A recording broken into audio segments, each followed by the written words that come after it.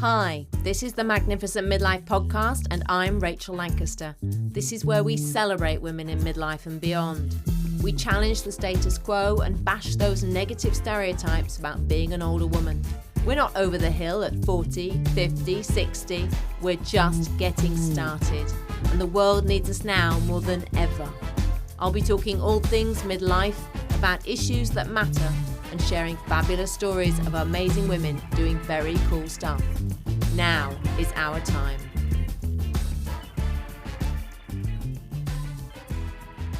My guest today is Anne Michaud, and she's a veteran political journalist who reported for the Wall Street Journal and Newsday. She was named Columnist of the Year by the New York News Publishers Association.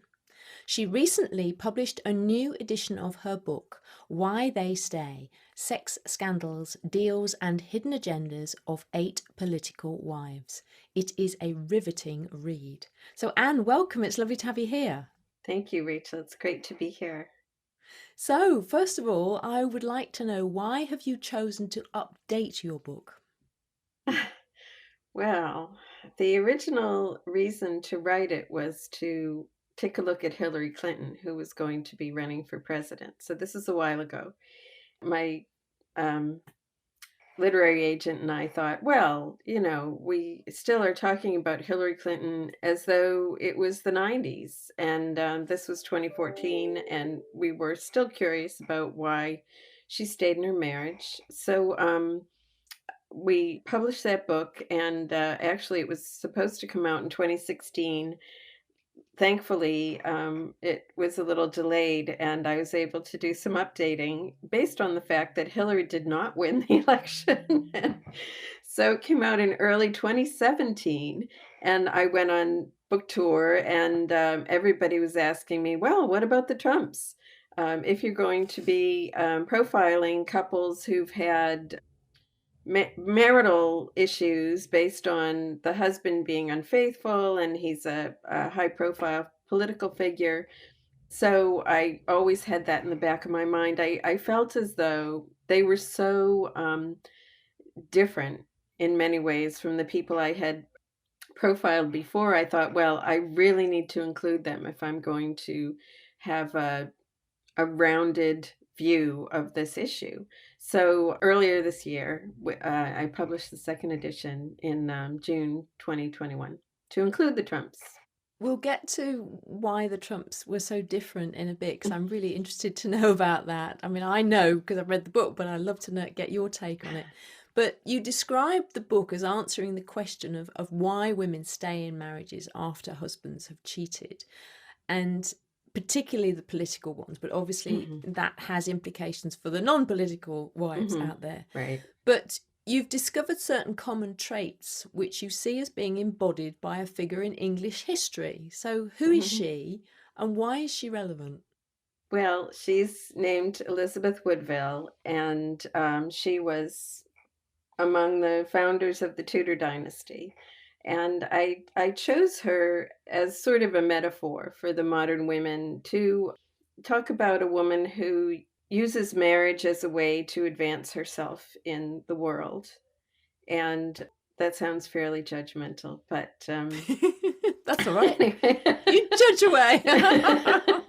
I felt as though Elizabeth Woodville, in the 1400s, women back then didn't have many choices, and she married the man who was the King of England, and he was unfaithful, and she stayed and did very well by herself and her family. She had, I think, 10 siblings, and found them positions in court, and married her daughter into the Tudor family, and they founded the dynasty that was to become, Henry VIII, Elizabeth I, and so she really, marriage brought her a lot of wealth and power.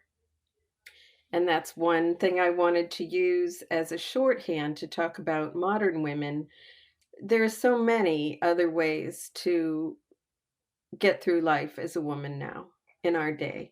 You can have your own financial independence. You can have a career.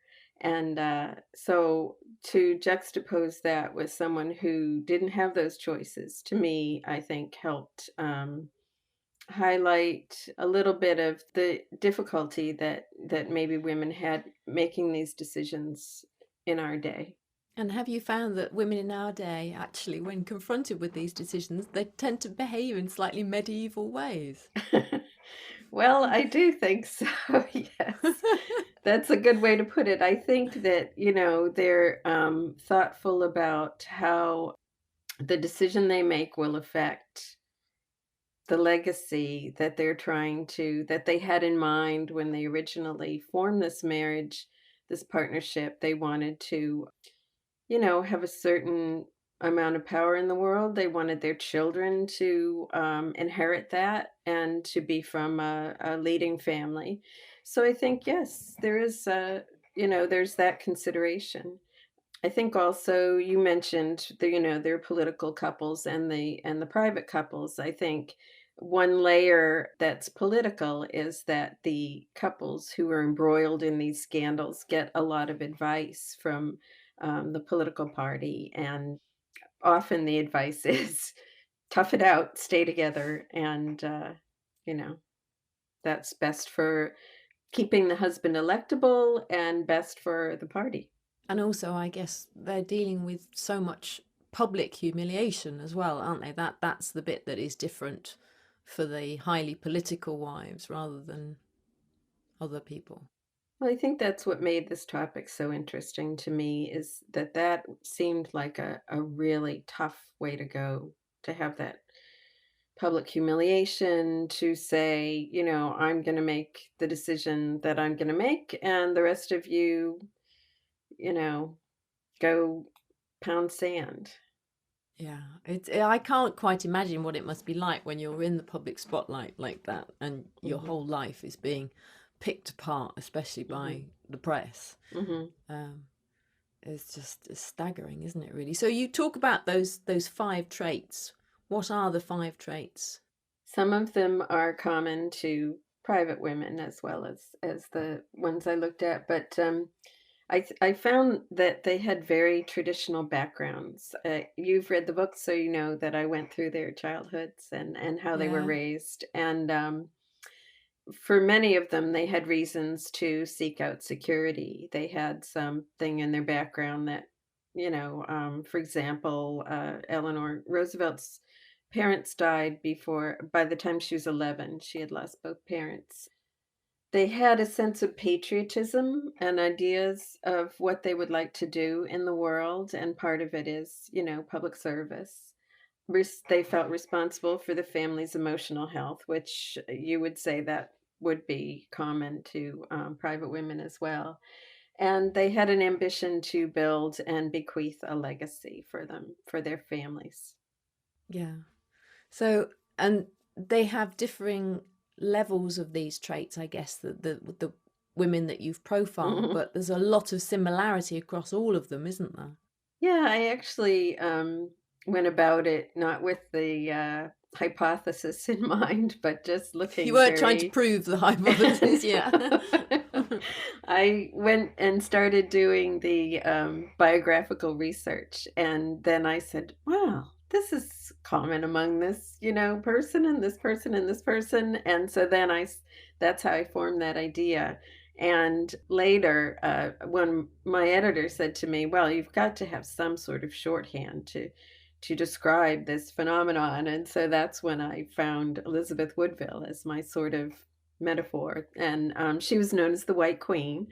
So I gave the women in my book sort of a rank based on how much they matched, or how strong these traits were for them, how persuasive, and I called it a White Queen quotient. Yeah, I really liked that. It was a lot of fun actually. And I love the way you took it, from obviously, Eleanor Roosevelt isn't current day, but the last century, and then you kept taking it back to medieval times. It was an Mhm. interesting juxtaposition to work with that. I found that really interesting. And what I also really liked about the book is that for somebody like me who's who'd heard of most of the people that you mentioned, or heard of the stories, or read the press article or whatever. Mm-hmm. It was a really nice potted history for me, and it was very very digestible. It was very easy to read, and yet very poignant and interesting. So congratulations with that. I really liked it. Thank you. I thought it was an excellent read. Thank you. So you mainly focus on American couples, but you do include one British couple, which I thought was really interesting. Who you chose. So who are they, and why did you include them specifically? In the first book, I had 2 British couples. Oh, did you? Yes. Who was the other one then? The Perfumos. Oh, okay. You know, they're early 60s. They're a while ago. And but this couple was Jeremy Thorpe and Marion Stein. And I chose to keep them in the book. I had to take some people out because we didn't want it to be too long. And I liked these people for a couple of reasons. One, that his scandal was about having had an affair with a man. So I thought that was different. Also, that he faced a lot of backlash for that reason. And I thought she was fascinating. She had married into the royal family. Her family had escaped from Austria when the Nazis were coming in. I just thought it was a great story about a couple who had been through a lot and had really, it seemed to me, were very determined she was very determined to take care of him in his, he, shortly after his trial, he got Parkinson's disease. He had trouble getting around. She would bring him out to the local party functions afterwards, which was something that he apparently loved and thrived on. And for many, many years, she was his loyal caretaker. And I can only imagine that, from knowing what I know of British history, recent history, and British press, and our reaction then to gay behavior, which was illegal when this was all happening, that her humiliation must have been even greater, mustn't it? I think it must have been. And yet she stayed, didn't she? She stayed until the bitter end, and she died first, didn't she? I'm not sure who died first, but I think they had a long marriage after the public trial. I think, another 25, 30 years. So. It was really interesting for me because I knew about Jeremy Thorpe, and there's been a brilliant drama over here with Hugh Grant in the role of Jeremy Thorpe. But I didn't know about the wife, and I didn't know about her story and her background. And as you say, what a fascinating woman. Yeah, really. And she was so much in the background in a way. She, I don't, I'm not sure why she made this decision, but she didn't write about herself. Very few people have written about her. She was one of the more mysterious characters that I had to research. It must have been a lot of fun, actually. I mean, I like telling stories, and I like, talking to interesting women. And there you were researching all of these very interesting women, even though you were perhaps going, why on earth did you do that? And what did you say? And what were you thinking? And yeah, it's very interesting. So I'm interested to know, did you find that, excluding the Trumps, we'll get to the Trumps again in a minute, but excluding the Trumps, did you find that the behaviours of the women changed depending on what time in history they were, or was there very little difference between the people who were earliest on in the time scale to the people who were much later in the time scale? I think there was a lot of change, and that's one reason I did wanted to organize it chronologically, because Eleanor and Franklin Roosevelt didn't have to deal with the press knowing about the affair. That didn't come out till after they had both died, later in the 60s. I think Eleanor died in 62. But then you find a couple like Anthony Weiner and Huma Abedin, and she's a top aide to Hillary Clinton. Some people don't know her that well. Mm. And they apparently, had conversations about how they would deal with this scandal if it came up again during his bid for the mayoral contest in New York City. So I think you see a much more press savvy person who's decided that she is going to weather the Klieg lights and somehow deal with that. And I find that extraordinary. Yeah. Yeah, that was a really difficult case, wasn't it? Especially because she was so close to Hillary. So she'd seen what had happened to Hillary, hadn't she? And then it happened to her as well in a different way, but the same Right. sort of public humiliation. Right, the public aspect of it.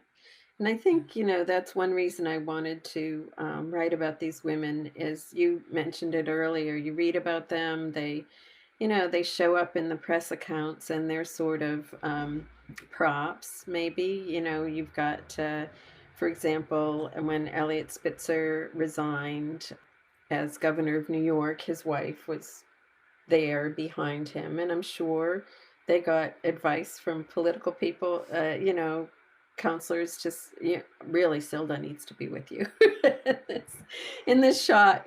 And so I feel as though that, they're sort of used in that sense. And I wanted to tell their stories specifically. And Hillary, I mean, I can't quite get my head around that, but she was clearly from a very early stage of their relationship, she made a decision that she was going to cope with this and just deal with it, didn't she? Because absolutely, it was going on all the way through. And actually, that makes me think of our Prime Minister, whose second wife stayed for a long time when there were all sorts of allegations, including a child, and she stayed and she stayed and she stayed until eventually she didn't stay anymore.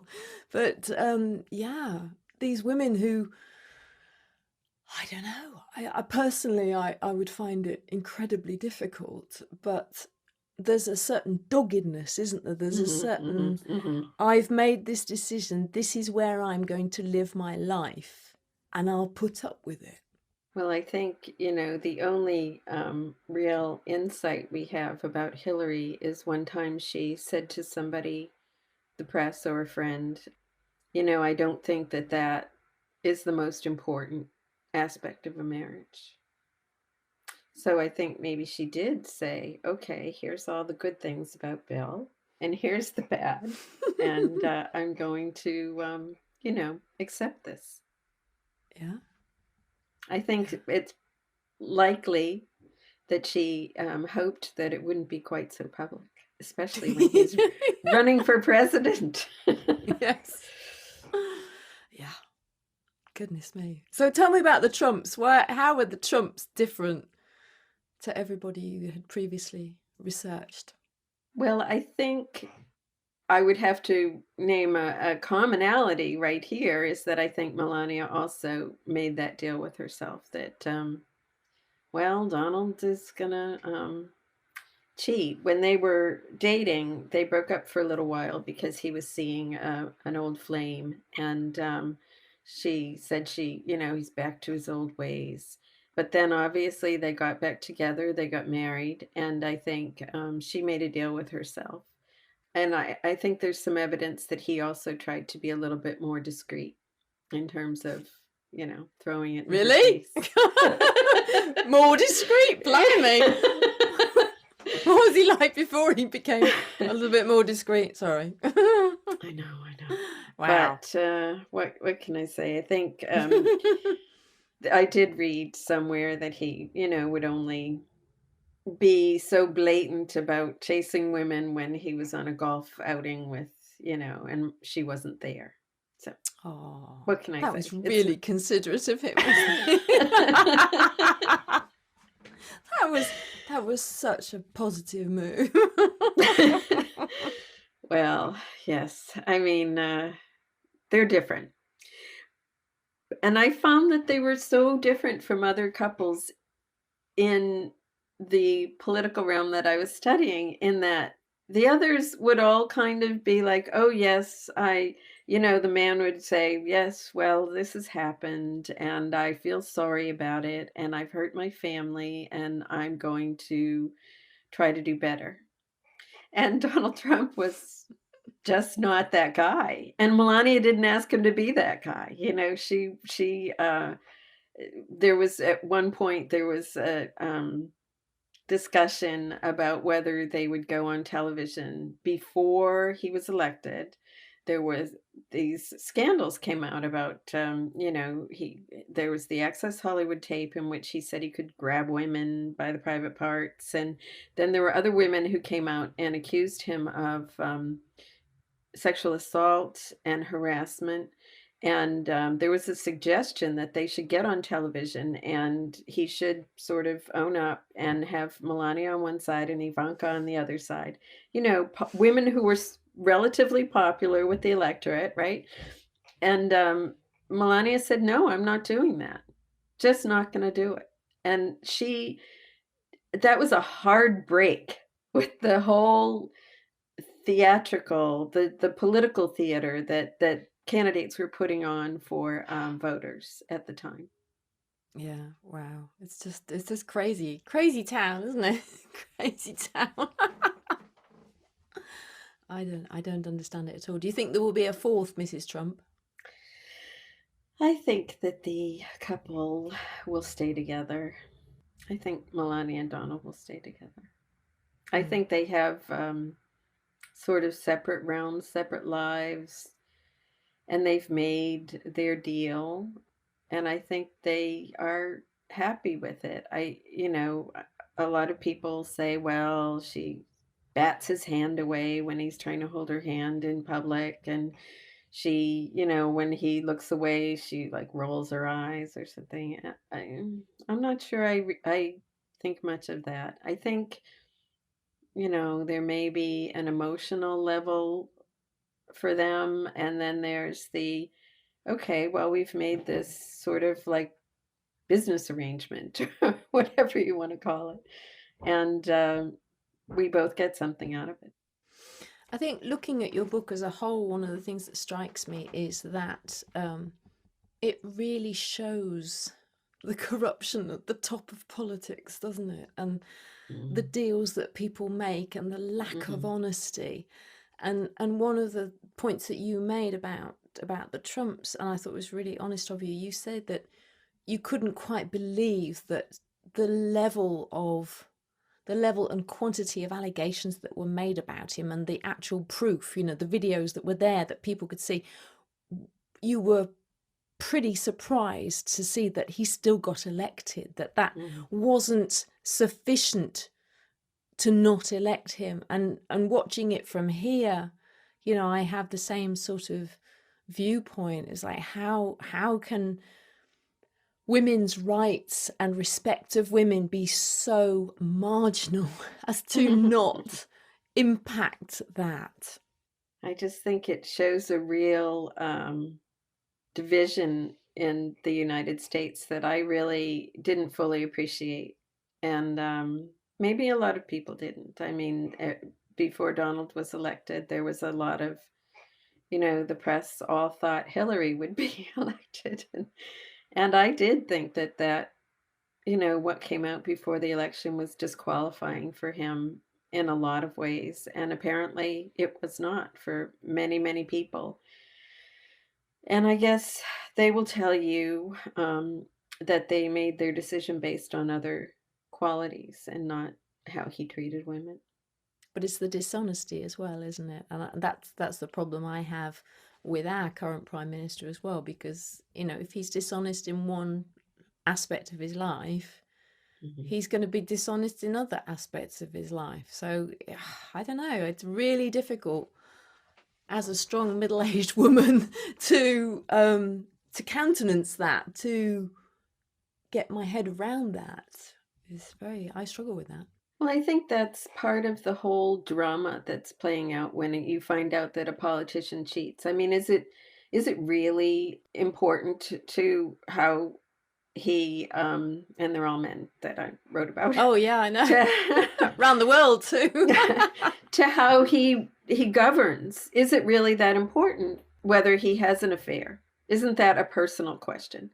But I don't, I think for exactly the reason you just raised is that it goes to the character of the person. And we are obviously, you can't watch this person 24/7 as a constituent. And so you have to have some faith in this person. And so you use that. Have they been straight with the people around them? Have they been respectful of the women in their lives? And so you kind of use that as a proxy. And who were you most surprised by in the couples you researched? I guess I found the Vitters to be most surprising. He was a senator from Louisiana and was someone who would go to local high schools and talk about abstinence, and for young people that was really the best way to handle not getting pregnant when you're in your teens. By implication, saying it's not okay to just have sex and use birth control, And then he was found out to be among the names of the people who were frequenting a woman known as the DC Madam, and that he had, when he was in Washington away from home, he was visiting the sex workers that worked for her. That wasn't the most surprising thing to me because I think hypocrisy, it's there's a long history of that. But I thought what was most surprising is that they had sort of this sequestered long weekend in which they didn't talk to anybody, and then came out and had a press conference and talked about his frequenting this brothel. They dealt with it once for the press, and then after that, if someone would raise it again, and he got reelected to the Senate, he ran for governor of Louisiana, so he was in the public eye a lot, and they would just say, look, we've dealt with that. We dealt with that in, I think it was 2017, and we're not gonna talk about that anymore. And that was so surprising to me that they were that, I guess, had that much self-discipline. And it was rewarded by the party. Years later, his wife, Wendy Vitter, who had been a local prosecutor, was named as a judge to the federal bench by Donald Trump. And she now has a lifetime appointment. And I think, their self-discipline and following the party's, what I would assume are the party's orders, was rewarded. And making deals behind the scenes. It's all about the deals, isn't it? Wow. Wow. Gosh. And do you think that these behaviours are, well, they do appear to be becoming more acceptable, don't they? Do you see that? Yeah, I think so. I think clearly we elected Donald Trump, and that wasn't a deal breaker that he had all these accusations against him. So. It's hard to know where the line is anymore, isn't it? It really is. Really is. And I find myself as a constituent just thinking, I don't care about, I don't know. I guess I feel a little bit worn out by all of the drama. I bet, because you spent a lot of time researching it and understanding it and learning all about it, haven't you? Yeah. I'd like to just have good people get in office and do good things, but that's, I'm being very Pollyanna about that, I think. I don't think it's Pollyanna so much as you're being female. That's what I want. And I think, I think Hillary was, I don't know enough about what happened to know why Hillary didn't get in, but you raise the issue in the book, don't you, that part of the thing against her was the fact that she did go along with this, that she had, ostensibly made a deal. She was thinking about her future way back when it all, was going on. Yeah, so when I say I do want more women in positions of power, I really, really do. But I don't want women who are playing by the male rules. That's a very good point. The patriarchy, the patriarchal rules. It's still the patriarchal rules, and that's what she subscribed to, isn't it? Actually, I think so, and I think I don't think she could have won either way, whatever she did. I think that after the election, when I was listening to people, I did hear, how could we trust her? She stayed with Bill, and I'm like, well, yeah, I guess that could be a knock against her. People say, well, I want people who are faithful in marriage, who stay married, who deal with the problems in their marriage and persevere. But I think, in this case, it worked against her. I think it would have been so different, wouldn't it, if it had been a one-off? If Monica was a one-off, but the world knew that Monica was not a one-off. She was just the last, well, not even the last. She was just one in a very long line. And that was the difficult thing, wasn't it? So I wonder, I've been thinking about this. I know you have 2 daughters, and I wonder if there is any element of your motivation for doing this to warn your daughters about what goes on. Is there anything there in terms of wanting to share with them? Well, I would like at least the younger one to be a little more politically interested, but maybe in time. I have my personal life is very different from these high-flying politicos. I have a committed marriage. We're best friends. And we both agreed early on that we felt like fidelity was important in our marriage. So I think maybe not the book, but just the kids learn what they live, I guess is the phrase. I think probably just that example is what I have passed on more. And what lessons have you learned personally as a result of writing the book? I guess I feel as though there are people who live in a very different world than mine. I'm middle class, and my parents were very solid about being faithful to each other. And I think there are people for whom that's not as important. And I also think there are worlds where the powerful gather and connect with each other. And I don't necessarily have, access to that world, I guess I would say. Do you feel these political wives are letting the side down? I think it depends. If it were a one-off, then I think, it's up to them. You make your happiness in your own marriage. But if it is a continued public humiliation of your partner, yeah, I do think that they're letting down the side. It's tricky, isn't it? Because, we don't want to sit in judgment, but then again... True. It's like, come on. Yeah. Get it right for the rest of us, please. There's an element of that, isn't there, sometimes?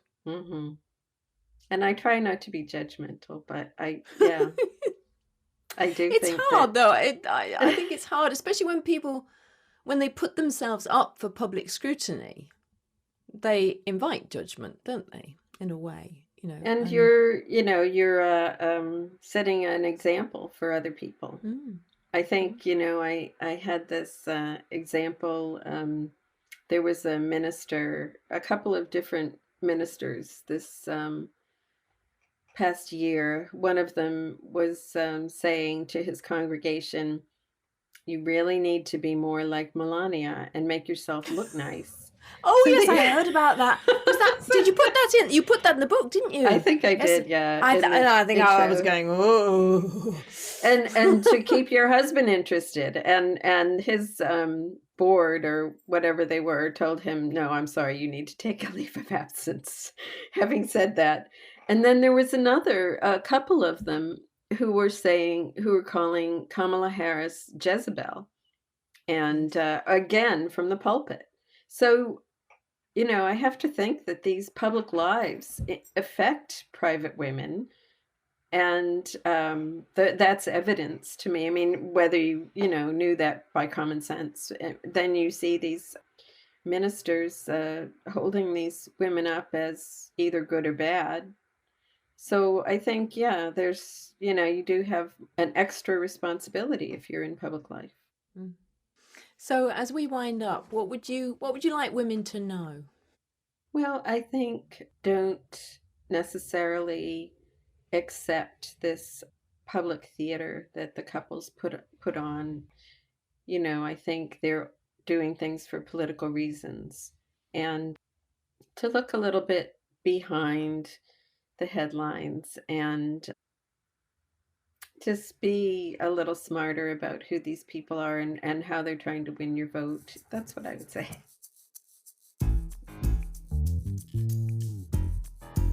Thanks for listening to this episode of the Magnificent Midlife podcast.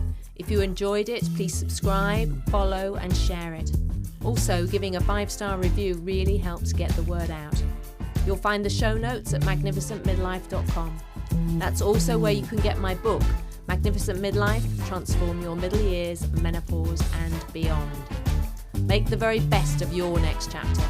Help me change the world, one magnificent midlife woman at a time.